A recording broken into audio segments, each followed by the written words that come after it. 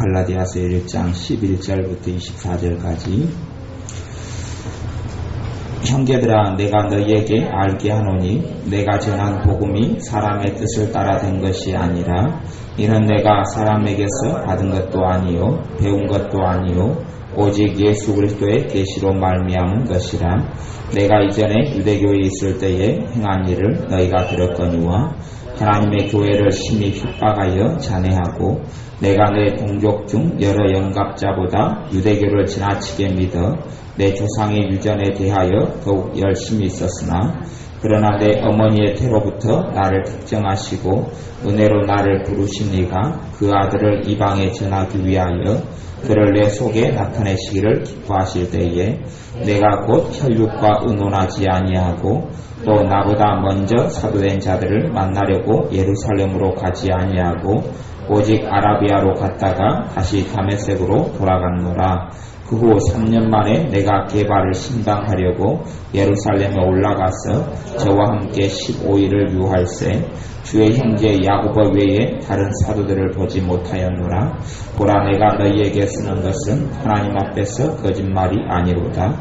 그 후에 내가 수리아와 길리기아 지방에 이르렀으나 유대의 그리스도 안에 있는 교회들이 나를 얼굴로 알지 못하고 다만 우리를 핍박하던 자가 전에 잔해하던 그 믿음을 지금 전한다 함을 듣고 나로 말미암아 영광을 하나님께 돌리니라. 아멘. 사도 바울이 주님을 만난 다음에 여러 가지 우여곡절을 통하여서 그의 믿음이 성장하고 자라는데 일반적으로 갈라디아서 1장 17절 말씀과 18절 말씀을 나보다 먼저 사도된 자들을 만나려고 예루살렘으로 가지 아니하고 오직 아라비아로 갔다가 다시 다메섹으로 돌아갔노라. 그 후 3년 만에 내가 게바를 신방하려고 예루살렘에 올라가서 저와 함께 15일을 유할세. 여기서 3년이라는 시간을 이야기해요. 이 사도 바울이 본격적으로 하나님의 일을 하게 된 것은 언제냐 그러면 안디옥 교회에 바나바가 불러서 안디옥 교회에서 선지자와 교사로 사역할 때가 본격적으로 일을 할 때고 그 전의 시간들을 여기서는 이야기하는 건데 다른 일반적인 주석과 해석들은 아라비아 광야에서 한 3년 정도로 있었다고 이렇게 이야기해요.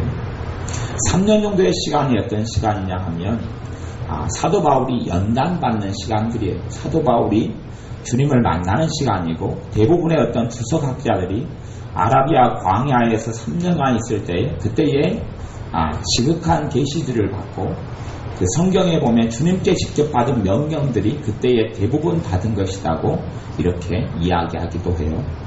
하나님의 사람들에게는요. 하나님의 어떤 쓰임받기 위해서는 또 하나님께서 그를 통해 영광받기 위해서는 시간들이 필요한데 그 시간들이 연단받는 시간들이 필요해요. 사람들이 받지 않아야 될 고통과 고난 그것을 연단이라고 이야기하는 사람들도 있습니다만 받지 않아야 될 고통과 고난을 받는 경우는 너무 많아요. 아마도 받지 않아야 될 고통과 고난이 없는 사람은 아마 없지 않을까 싶어요. 사실은 연단이라는 것은요, 가장 큰 연단은 무엇 통해 받느냐 하면 하나님의 말씀을 통하여 받아요. 가장 큰 연단은 하나님의 말씀을 통하여 받게 되어져요. 하나님의 말씀을 통하여 연단 받게 되어지면 고난이나 고통은 거의 대부분 사라집니다. 그런데 사람들이 하나님의 말씀을 통하여 받아야 될 연단을 받지 않기 때문에 사실은 그에게는 많은 고통이나 많은 어려움이나 많은 환난들이 와요. 성경에서 사람들이 받는 연단과 사람들이 생각하는 어떤 연단과 하나님께 생각하는 연단은 굉장히 많이 틀려요. 굉장히 많이 틀려서요. 빌립보서 2장 20절을 한번 봐보십시오. 빌립보서 갈라디아서 다음에 에베소서 빌립보서인데 빌립보서 2장 20절 22절 빌립보서 2장 22절 말씀 같이 읽습니다.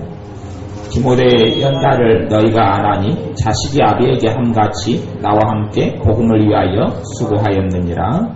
아멘. 디모데의 연단을 너희가 안 하니, 디모데가 연단을 받았어요. 근데 어떤 연단이냐 그러면 자식이 아비에게 함같이 나와 함께 복음을 위하여 수고하였느니라. 나중에 디모데가 영적 아들로 사도 바울에게 훈련받고 성장되다가 나중에는 사도라 일컬음을 받는 대열 속에 디모데가 합류합니다. 그리고 사도가 되어져요. 근데 그 어떤 연단이냐 그러면 이 디모데 연단을 너희가 안 하니 자식이 아비에게 함같이 나와 함께 복음을 위하여 수고하였느니라. 자식이 아비에게 한다는 이야기. 그래서 믿는 사람들이 가장 먼저 훈련되어야 될 연단의 어떤 과제는 뭐냐면 순종이라는 거예요. 순종이 훈련되지 않은 사람은 유감스럽게도 하나님께 쓰임받는 사람이 없습니다. 순종이 훈련되지 않는 사람들 가운데 하나님께 제대로 쓰임받는 사람은 없어요. 그리고 소위 말하면 성경적인 연단이 아니라 그냥 자기들이 소위 사람들이 말하는 연단은 끊어지는 사람은 없습니다. 순종이 훈련되지 않는 사람은 안 돼요. 근데 순종은 누구를 통한 순종에서 많이 오냐 그러면 첫째는 부모와 그 자식 간에 있어서는 부모에게 순종을 배우지 않은 사람은 큰 많은 어려움을 겪습니다. 부모에게 순종을 배우지 않은 사람은 큰 어려움을 많이 겪어요. 그건 예외가 별로 없는 거예요. 부모에게 순종을 배우고 또 지도자에게 순종을 배우지 않는 사람은 어려움을 많이 겪습니다. 디모데는 사도 바울에게 아비가 자식에게 함같이, 참 사도 바울 아비가 자식에게 함같이, 아마 그것이 이해가 요즘 사람들은 안 될 거예요. 왜냐하면 자식이 아비에게 함같이 그랬는데 자식이 아비에게 함같이 이렇게 했다 그러는 건데, 요즘에는 자식이 아비에게 함같이 그러면은 뭐 이미 이제 자식은 부모 산뜻 꼭대기에 올라앉아 있는데 이해가 안 되는 거죠. 고린도 전서 같은 경우는 처녀 딸이 결혼하고 결혼 안 하고를 누가 정해요? 아버지가 정해요. 이게 순종인데 요즘 자식은 부모가 이야기하면 무조건 이제 지가 옳다고, 지 생각이 옳다고, 자기의 어떤 걸 주장하지만 이거하고는 성경하고 전혀 달라요. 그렇기 때문에 요즘에 어떤 자녀들이 하나님께서 주시고자 하는 축복을 100이 있다 그러면 사실은 50도 누리고 살아가는 것은 별로 없어요. 유감스럽게도 그래요. 뭘 배우지 못했기 때문에 그냥 하면 순종을 배우지 못했기 때문에 그래요. 순종을 많이 배우게 되면요, 그 다음에는 연단 과정이 많이 지나가 버립니다. 순종을 많이 배우게 되면 연단 과정을 지나버려요. 이스라엘 백성이 광야에서 40년간 연단을 받았어요. 그건 필요가 했습니까? 안 했습니까? 필요한 과정이 아니었어요. 그런데 왜 이스라엘 백성이 40년 연단을 받았냐 그러면 하나님께 대한 뭘 배우지 못했어요? 순종을 배우지 못했어요. 불순종했어요. 40년간 연단 받고 가나안 땅에 들어갔으면 좋았을 거예요. 그런데 40년간 연단을 열심히 받은 사람들은 광야에 못 들어갔어요. 어디서 죽었어요? 광야에서 다 죽었어요. 그리고 40년 연단 안 되고 그냥 그 광야 생활 하던 가운데 태어난 자식들, 아니면 어린 자식들 이런 사람들이 40년 지난 다음에 하나님께 약속하신 적과 꿀 이루는 땅에 들어가요. 진짜요. 실제적으로 40년간 연단 받았던 사람들은 거기서 다 죽습니다. 왜 그러냐 그러면 순종을 배우지 못했기 때문에 그래요. 하나님께 대해 불순종했기 때문에 그래요. 눈에 보이는 사람에게 순종을 배우지 않는 사람이 눈에 보이지 않는 하나님께 순종을 배우는 것은 불가능해요. 하나님은 어떤 사람은 주의 종으로 쓸 거기 때문에 많은 연단을 거쳐서 쓰고, 어떤 사람은 평범하게 살 거기 때문에 대강대강 살라 하고, 그런 일이 있을까요? 없을까요? 그런 일은 없습니다. 사람들이 참 착각을 많이 해요. 어떤 사람은 하나님이 어마어마하게 쓸 거기 때문에 연단을 많이 하고, 어떤 사람은 안 쓰고 평범하게 살다 죽을 거기 때문에 그런 게 없고, 그런 건 없습니다. 하나님 앞에는 주의 종이든 아니든 아무 별로 상관이 없어요. 하나님은 모든 그리스도인을 하나님의 자식이기 때문에 똑같이 대우하셔요.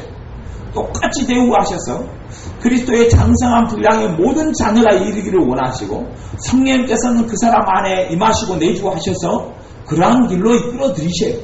그냥 우리 안에 오신 성령님이 얘는 그냥 평범하게 살다가 죽을 거니까 뭐 큰 거 없이 두리뭉실하게 살다가 가게 해줘야지.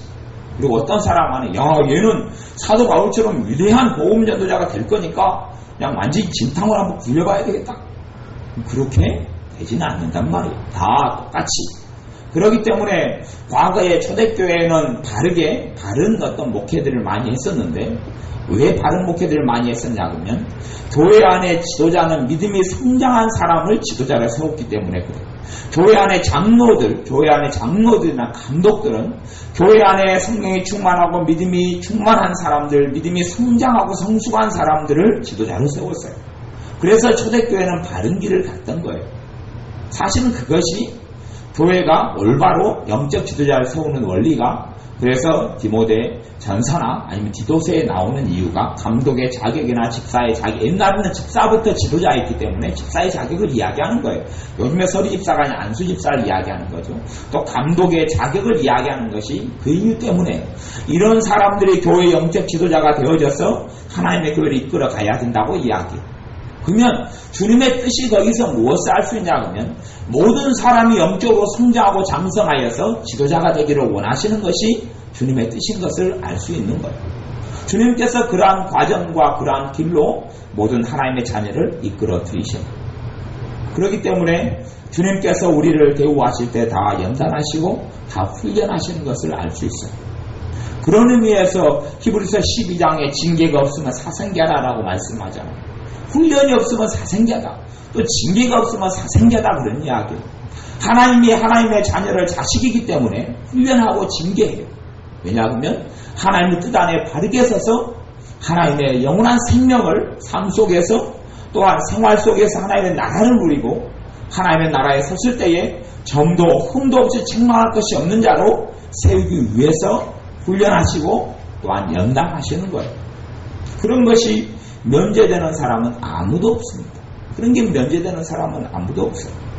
디모데도 연단을 받아서 하나님께 쓰시는 아름다운 그릇이 되었어요. 어떤 사람의 집에는 여러 가지 그릇이 있는데 금그릇과 은그릇과 나무그릇과 질그릇이 있는데 그 가운데 어떠한 것을 쓰시느냐 하면 자기를 깨끗게 한 그릇을 쓰지 금그릇 쓴다고 말씀하지 않아요. 분명히 어떤 사람이 태어날 때는 부모가 유전자가 좋기 때문에 재능을 많이 가지고 태어난 자식도 있을 것이고 부모가 똑똑하면 똑똑하게 태어난 자식들이 있을 거예요. 그래서 예전에 이 왕들이나 아니면 귀족들 같은 경우는 결혼을 시킬 때 항상 왕들과 귀족들 이런 좋은 집안의 사람을 골라가지고 결혼을 시켰고 그로 인하여서 좋은 가문이 이렇게 유지가 됐어요. 왜냐하면 좋은 성품을 가진 사람이 돼서 어떤 사람이 태어나요? 좋은 성품을 가진 사람이 태어나고 똑똑한 사람한테 똑똑한 사람이 태어나고 잘생긴 사람한테 잘생긴 사람이 태어나기 때문에 그래서 좋은 그 사람들의 지혜가 그거였어요. 좋은 가문의 사람을 골라가지고 결혼을 시켜서 좋은 자식을 계속 보고 그들의 영화가 수백 년 동안 유지가 됐던 비결이 귀족들에게 있어요. 그럼에도 불구하고 하나님께서 가문 좋고 문벌 좋은 자를 쓰시느냐? 그건 아니에요. 자기를 깨끗히 한 자를 쓰시는 거예요. 그러니 여러분의 삶 가운데 주님께서 안나 선지자처럼 100살이 넘어서까지도 그분의 성결에서 주님을 수종 들고 금식하며 하나님의 나라를 하나님의 교회를 섬기게 하실 수도 있어요. 그런데 깨끗하게 자기를 내어드리는 사람을 사용하시는 거예요. 누구를 쓰느냐? 특별하게 주님께서 사도 바울처럼 택정하여서 모태로부터 택정하여서 또 사무엘처럼 택정하여 쓰는 사람이 있지만 이사야처럼 쓰는 사람도 있어요. 예레미야에게는 뭐라고 말해요? 내가 모태로부터 너를 지명하여 불렀나니 너는 내 것이라 이야기. 그건 특별하게 부르심을 받은 사람이 그런 사람이 있어요. 그리고 이사야 같은 경우는 주님께서 말씀하세요. 누가 나를 위하여 갈고? 그러니 이사야가 대답을 하죠. 주여 내가 여기 있나이다. 누구를 보내소서? 나를 보내소서. 하지만 훈련되고 연단되지 않으면 주님은 보낼 일이 없어요. 괜히 보냈다가 죽도 아니고 밥도 아니고 엉망으로 만드는 일들이 많기 때문에 요즘에는 여자 목사님들이 갈수록 많아져 가고 있는데 가만히 보면 남자 목사님들보다 여자 목사님들이 사건 사고를 훨씬 많이 치는 것을 봐요. 여자분들이 아무래도 그 여자로 태어난 여자로 태어난 분들 좀 한이 많이 있어요. 한이 당한 것이 많기 때문에 한이 많았어요. 신앙의 세계에 들어와서 믿음의 세계에 들어와서 그 한을 그 여자로서 한을 신앙 안에서 갚으려고 하기 때문에 그걸 보상받으려고 하는 심리가 많기 때문에 주님께서 부르지 않았는데 목사님이 되는 경우들이 굉장히 많거든요. 꽤 많아요. 꽤 많고 그 다음에 그걸 통해서 이상한 어떤 하나님의 말씀에 근거하지 않은 목회를 하고 일을 하면서 기본법을 만드는 것들을 많이 봐요. 교회를 꾸중거리고 믿는 사람을 꾸중거리고 자기의 신앙도 유지하지 못하면서 그걸 하고. 그래서 예전에도 그랬어요. 어떤 기도원을 하려는 사람이 있어서 이봉 여사님하고 저하고 기도원 해서는 안 된다. 당신은 기도원 해서는 안 된다. 근데 자식이 정신 문제가 있고 정신질환이 있고 문제가 많아요. 많으니까 주변에 애원하는 사람들이 그 사람한테 기도원을 해야 자식이 잘 된다는 거예요. 우리는 당신 신앙과 믿음은 기도원 할 믿음이 아니다. 나중에 그 사람이 아주 똥꼬집으로 우겨가 기도원을 잘했어요. 그리고 지금도 기도원을 하고 있어요. 그렇지만 무수히 그 기도원에 들어오는 사람들을 잘못된 길로 이끌고 오도하고 맨날 자기한테도 귀신 역사해가지고 기도만 하면 막 정치가더라 발광을 하는 통에 남의 있는 귀신을 맨날 쫓아내린다는 거예요. 그한테 지금 뭐 하고 있겠어요? 그 안에서 무슨 일이 벌어지고 있는지는 아주 그냥 하늘도 알고 땅도 알고 있죠. 그러니까 이런 신앙과 믿음의 수준이 안 된 사람이 그런 길로 들어가면서 연단되지 않고 훈련되지 않고 성숙되지 않고 성장하지 않은 사람들이 하나님의 일들을 감당할 수도 없고 하나님께서는 그런 사람을 세우지도 않아요. 그런 의미에서 초신자들에게는 하나님의 일을 맡기지 말라. 그가 교만하여진다라고 이야기하고 그것이 디모데에게 주는 말씀이에요. 초신자는 뭐냐면 영적인 어린아이를 영적인 어린아이 소자를 영적인 어린아이는 주님을 위하여 사실은 살 수가 없어요. 그런 사람을 주님께 쓰실 줄 알아요. 그러면 주님은 영적인 어린아이 상태로 가만 하나님의 자녀를 놔두시느냐? 놔두시지 않아요. 연단이 따라와 연단. 근데 그 연단은 사람들이 생각하는 고난과 환난과 엎치라고 뒷치라고 하는 것하고 틀려요. 그것은 죄로 인하여 오는 것이죠. 죄로 인하여 오는 것이지 하나님이 주는 연단은 말로 표현하기는 어렵지만 그거하고 틀려요.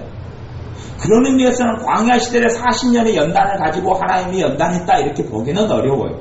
사실은 그런 것하고는 별로 관련이 없고 어떤 면에서는 쌈박하게 이 사도 바울이 3년간 했던 이런 연단, 이것도 연단이 다 끝난 건 아니지만 전반적으로 그 과정을 거친 다음에 그 다음에 안디옥 교회의 사역을 통하여서 더 많이 가다듬고 그리고 어느 때가 되어져서 사도로 이 사울이라고 일컫는 바울을 세우시고 바나바를 세우셔서 사도 사역으로 복음 전도의 사역으로 이방을 위한 사도로 보내셔요. 그 정도 되었을 때 이제 연단이 많이 이렇게 지나간 거예요. 그리고 성숙한 사역을 어느 정도 감당할 수 있게 되었어요. 예수님의 제자들을 주님께서 데리고 몇 년간 연단을 시키세요? 3년간 연단을 시키세요. 3년간. 그러면 제자들의 삶이 지옥 같았겠어요? 행복했겠어요? 어떻게 생각하세요? 3년 동안 주님과 함께 지냈던 제자들의 삶이 행복했을까요? 지옥 같았을까요? 힘들었을까요? 재밌었을까요? 신났을까요? 당연하죠. 제자들의 3년간의 삶은 행복했어요. 주님이 행복하셨거든요. 그들은 행복했어요. 예수님이 십자가에 달리기 전에 얼마간의 시간을 제외하고는 제자들의 삶 속에는 말할 수 없는 행복이 있고 기쁨이 있었어요. 당연히 예수님은 맨날 잔치자를 찾아서 돌아다니셨기 때문에 그랬기도 하지요. 제자들은 행복했어요. 가는 곳마다 하나님의 역사와 기적을 체험해요. 가는 곳마다 귀신들이 항복하고 병든 자가 병이 치유되고 오병의 기적을 맛보고 또한 때로는 4,000명 이상의 성남자가 이렇게 음식을 먹는 그런 기적을 또 체험해요. 수없이 많은 기적들을 체험하고 하나님의 역사를 체험해요. 그것이 뭐예요? 연단이었어요. 그게 연단이었어요. 연단의 의미를 잘못 생각해서 마귀가 주고 막 진창으로 죄로 인하여 오는 것을 하나님이 나를 연단시키셨다 그렇게 말하는 사람이 너무 많던데 아마 그 사람 하나님하고 우리 하나님이 좀 틀린 모양이에요. 그 사람 하나님은 그렇게 막 마귀가 진창으로 덤벼드는 거고 우리 하나님은 달라서요. 깨끗하고 담백한.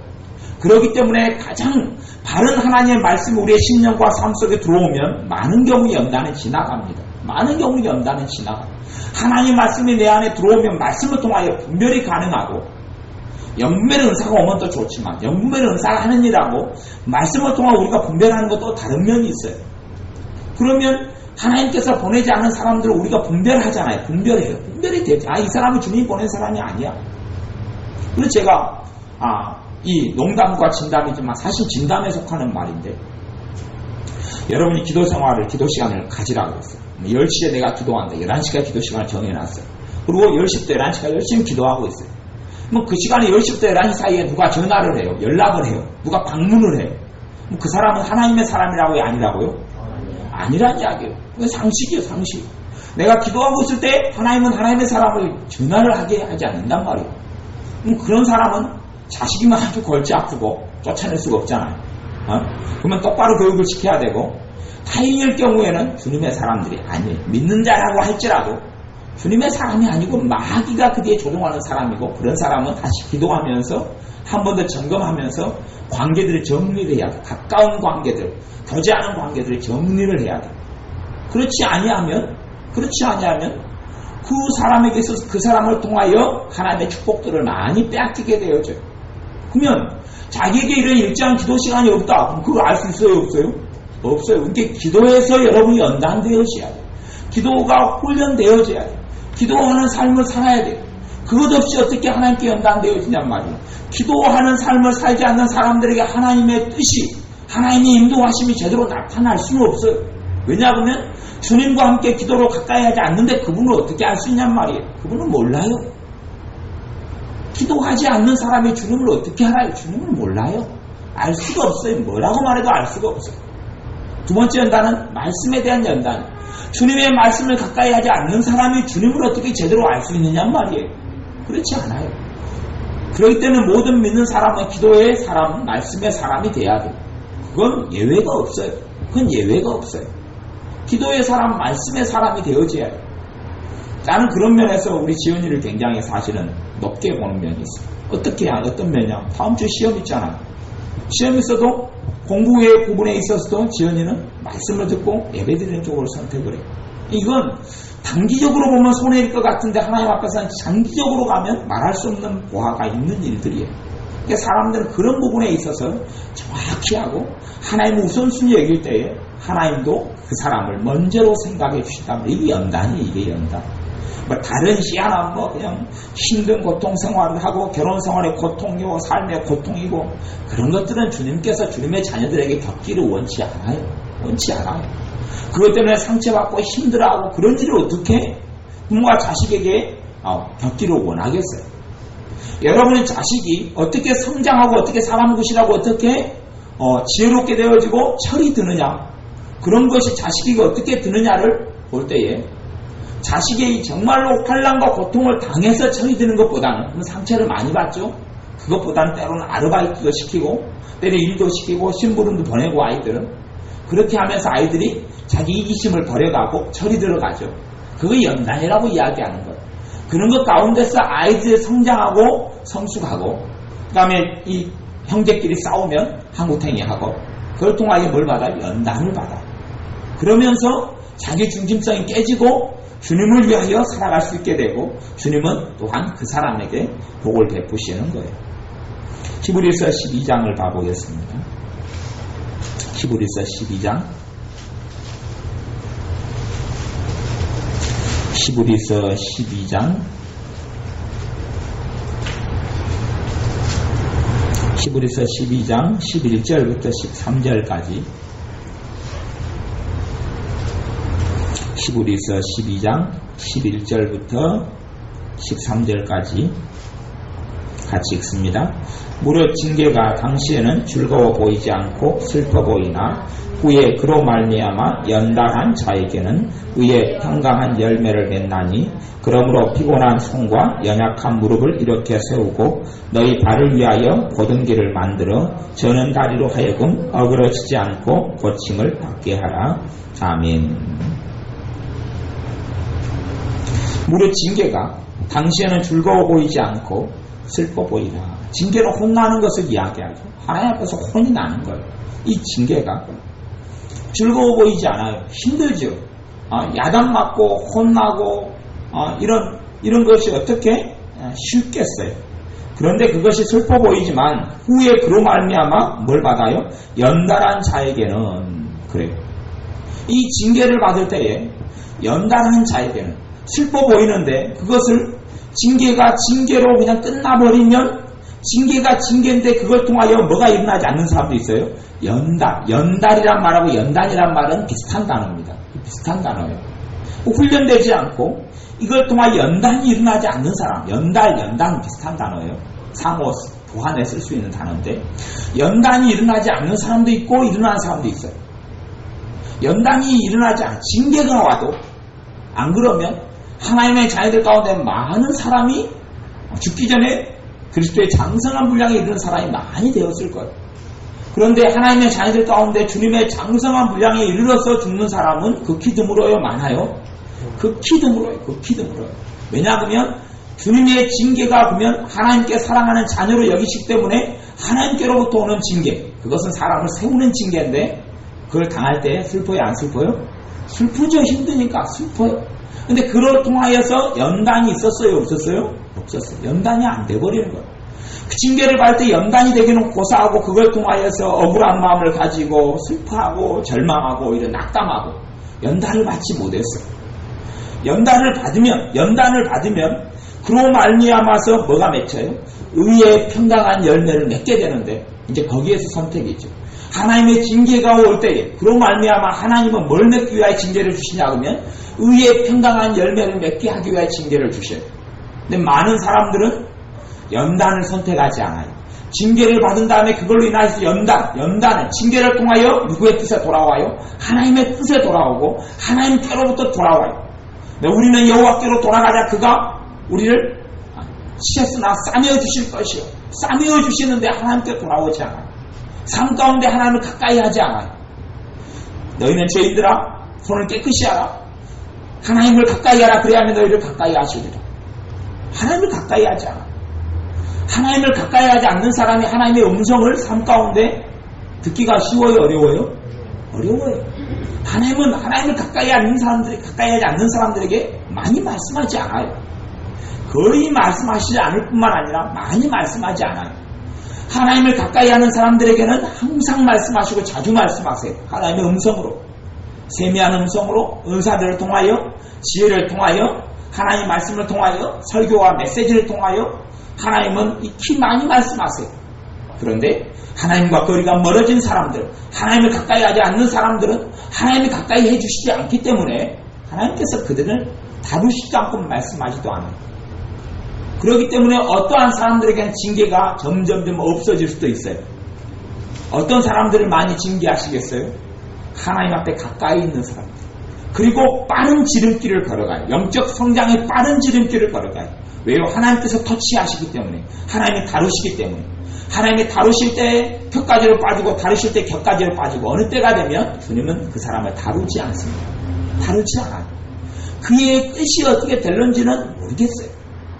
하나님의 사람들은 하나님의 징계가 있으면 좋고 그 다음에 그로 말미암아 연단을 받아야 돼요. 그런 후에야 의의 평강한 열매들을 우리에게 주님께서 맺어주도록 축복하시는 겁니다. 잘못된 것이 고쳐져야지요. 잘못된 것이 고쳐지기가 쉬워요, 어려워요? 어려워요. 근데 거기에서 고쳐지도록 징계를 받고 연단을 받아야 돼요. 가장 큰 징계는 말씀을 통해서 오면 재고 좀 편해요. 아무리 그래도 재고 좀 쉽고 편한 징계가 그거예요. 말씀을 통해 오면 재고 편해요. 빨리 고쳐버리면 되니까요. 그런데 삶 속에서 엎치라고 뒤치라고 무너지고 깨지고 엎어지고 그렇게 겪는 징계는 하나님께로부터 오는 게 아닌데 그럼에도 불구하고 넓은 의미에서 하나님의 징계로 사용하셔요. 그 사람이 주님을 떠났기 때문에 일어나는 넓은 의미의 징계로는 포함이 되어져요.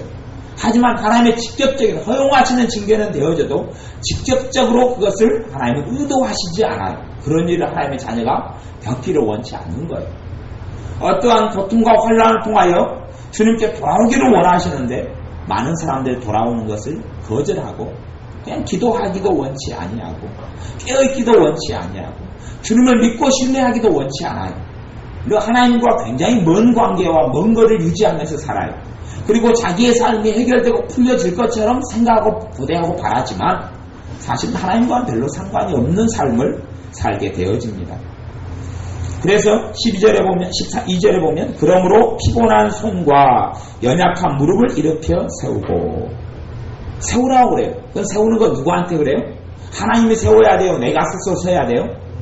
내가 서야 돼요. 내가 써야 돼요. 피곤한 손, 연약한 무릎을 이렇게 세우고 너희 발을 위하여 곧은 길을 만들어 저는 다리로 하여금 어그러지지 않고 고침을 받게 하라. 고침은 누가 주셔요? 주님이 주셔요. 고침을 받도록 나를 내어드리는 몫은 내 몫이에요. 내가 저는 다리를 주님께 내어드려야 돼요. 주님이 다루시죠. 저는 다리를 수술대 위에 올라갔는데 저는 다리를 수술하는데 힘들어요? 안 힘들어요? 안 힘들면 거짓말이죠. 내가 선택하는 거예요. 나는 저는 다리 절른 발을 계속 살아갈 것이냐?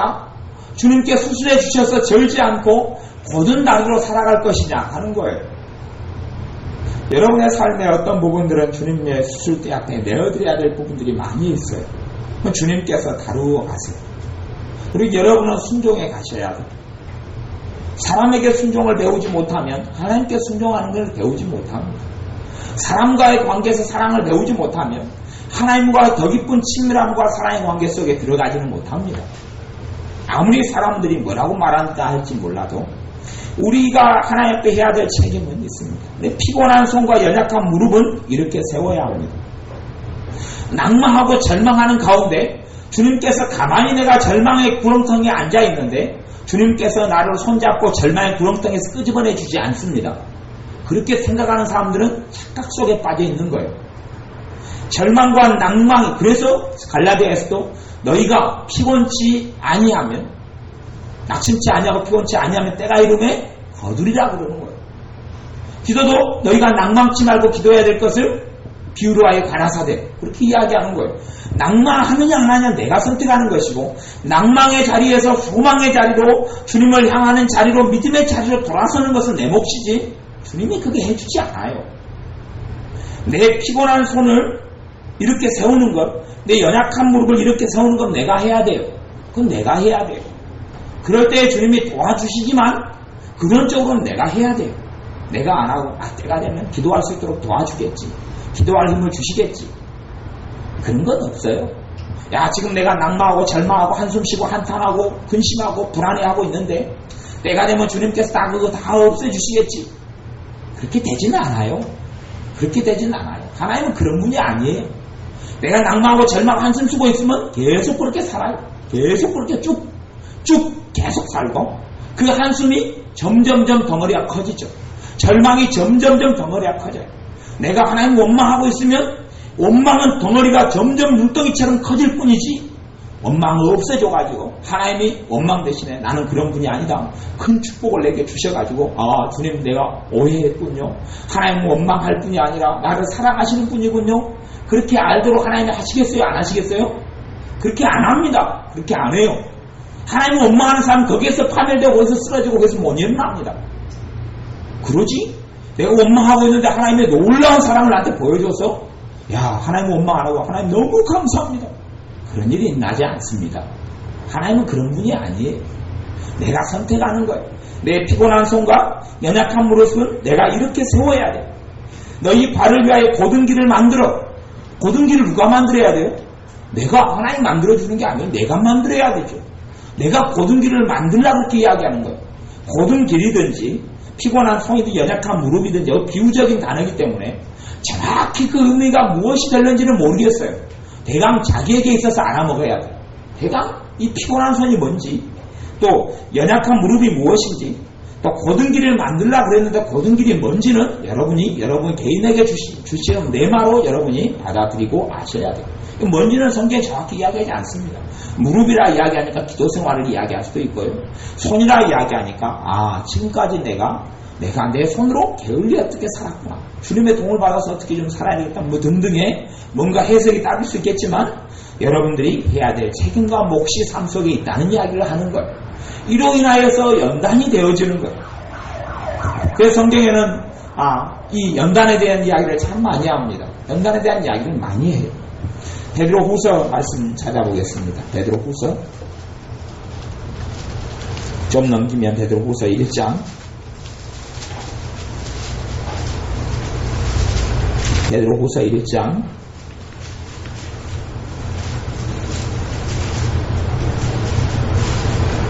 5절부터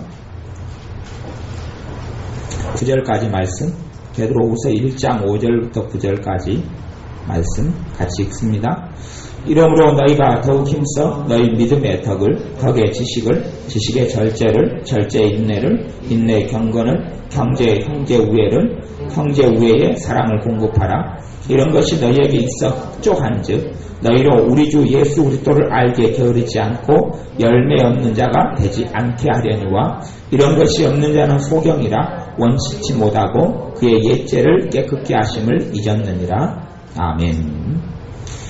베드로후서 1장 1절에 보면 이 서신서, 이 하나님의 말씀을 받는 사람이 누구냐고 나오냐 하면 예수 그리스도의 종과 사도인 시몬 베드로는 우리 하나님과 구주 예수 그리스도의 의를 힘입어 동일하게 보배로운 믿음을 우리와 같이 받은 자들에게 편지하노니, 수신자가 누구예요? 우리들이죠. 직접적으로 그리스도인을 이야기해요. 보배로운 믿음을 받은 자들, 보배로운 믿음을 받은 자들, 구원 얻는 믿음, 보배로운 믿음을 받은 자들, 우리는 예수님을 내 마음의 구주로 영접함으로 우리에게 뭘 주셔요? 보배로운 믿음을 주셨잖아요.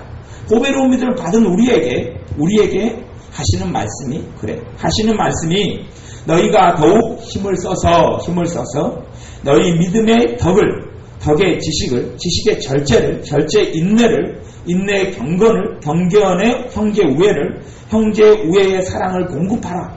이것들이 우리가 연단돼야 될 목록들이야. 우리가 연단돼야 될 목록을 이야기해. 이것들이 우리에게 되어져야 되고, 이런 것이 너희에게 있어 8절에 흡족한즉 너희로 우리 주 예수 그리스도를 알게 게으르지 않고 열매 없는 자가 되지 않게 하려니와, 하나님께서 우리의 삶에 맺으신 열매를, 이런 것이 있을 때만이 열매 있는 자가 된다고 이야기하는 거예요. 이런 것들이 있어요. 이런 것들이 우리에게 연단의 리스트지. 누가 말하는 대로 환란이나 눈물이나 애통이나 아니면 자식이 일찍 죽어나가고 암으로 절망이 오고 이런 게 연단이 아니에요. 그런 것들이 합력하여 하나님의 선을 이룰 수 있을지는 몰라도 하나님의 자녀에게 원하시는 어떤 것들이 아니에요. 이 앞에 이야기했던 믿음이라 덕, 지식은 영적 지식이에요. 영적 지식.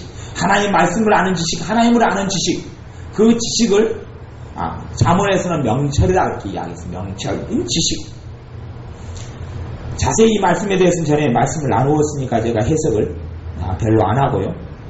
그래서 우리에게 열매 없는 자가 되지 않게 하려니와, 9절에 보면 이런 것이 없는 자는 소경이라. 어떤 소경이에요? 영적인 소경이죠. 이런 것들이 내 안에 훈련되어지지 않고 만들어지지 않고 자라가지 않는 사람은 소경이다. 원치지 못하고, 원치 말은 멀리 본다를 원치해요. 원치지 못하고 보지는 못하고, 멀리 보지는, 소경이기 때문에 보지는 못하는 거예요. 멀리 보지 못해요. 겨우 가까운 것도 흐릿하게 보거나, 이게 이제 눈이 나빠져서 소경이 됐든지 아니면 원칙이 멀리 보지 못하는 거예요. 가까운 것들 제대로 보지 못하는 사람, 그렇게 되고 그다음 이런 것이 점점점 없어지면 그의 옛죄를 깨끗게 하심을 어떤 자가 돼요? 잊었느니라. 잊은 자가 되어지고 10절에 보면 그러므로 형제들아 더욱 힘써 너희 부르심과 택하심을 굳게 하라. 너희가 이것을 행한 지가 언제든지 실족치 아니하리라. 여기서 실족이란 말, 실족이란 것도 비유적인 단어이기 때문에 이것을 어떻게 해석해야 되느냐의 문제가 있어요. 근데 여기서는 실족치 아니하리라는 믿음에서 떨어지지 아니하리라 그 말이에요. 구원 얻는 믿음에서 떨어지지 않는 것을 실족이라고 이야기해요. 실족이에요. 11절에 왜 실족이라는 단어가 그렇게 해석되냐 하면 11절에 이같이 하면 우리 주 곧 구주 예수 그리스도의 영원한 나라에 들어감을 넉넉히 너희에게 주시리라. 하나님 나라 천국에 넉넉히 들어간다는 이야기. 우리의 삶 속에 이런 것들이 연단이 되어질 때에 열매 있는 사람으로 하나님 축복해 주시는 거예요. 우리가 이런 목록으로 우리의 믿음이 연단되어져야 돼요. 우리의 덕이 연단되어져야 되고, 우리의 지식이 자라가야 되고, 절제가 자라가야 되고, 인내가 자라가야 되고, 경건이 자라가야 되고, 형제 우애가, 거기에 사랑이 자라가야 돼요. 이런 것들이 있을 때에 우리의 삶에 하나님께 주시는 열매가 있고, 이런 것들이 있는 사람을 주님께서 사용하셔요. 이런 것들이 연단되어진 사람에게 주님께서 사용하세요. 장성한 자들은 지각이 있어서 지각이 연단을 받아 선악을 분별하는 자들이니라고 연단을 받는 거예요. 영적 지각이 주님과 만나고 주님의 음성을 듣고 주님과 교제 교통하면서 연단을 받아서 선과 악을 구별하고 하나님의 뜻을 알아가며 하나님의 뜻을 분별하고 하나님께 영광을 돌리는 삶을 살게 되어져요. 그래서 여러분의 삶 가운데 연단이 되어지고 주님께서 그의 제자들과 3년 동안 지내셨던 것처럼 또한 세례 요한이 광야에서 있었던 것처럼 또 모세가 40살부터 80살까지 그 미디안 광야에 있었던 것처럼 연단의 시간들을 그런 40년간의 어떤 광대한 시간들이 아니라 주님 앞에서 정말로 중요한 성장과 믿음이 이 기초와 뿌리를 놓는 시간들, 이런 것들이 이 연단의 시간들을 통하여서 주님께서 여러분의 삶에 주시는 아름다운 열매를 거두시기를 바랍니다. 기도하겠습니다. 아버지 하나님, 우리는 연단 없이 이 성장이 없이 자람이 없이 열매를 거두려고 하는 어리석은 욕심들이 많사온데 우리가 참으로 주님의 말씀을 통하여 기도를 통하여 또한 이 여러 가지 믿음 또 사랑 형제 위에 더 절제 인내 이 많은 것들에 있어서 우리에게 주님께 주시는 데에 연단되게 하여 주옵소서. 그리하여 열매를 풍성히 거두게 하시고 주님께서 쓰시는 아름다운 그릇으로 빚어져 가게 하시고 우리의 삶 가운데 주님을 더욱 닮게 하셔서 주님을 알기에 게으르지 아니한 사람들이 되게 하여 주옵소서. 예수님의 이름으로 기도하옵나이다. 아멘. 기도하겠습니다.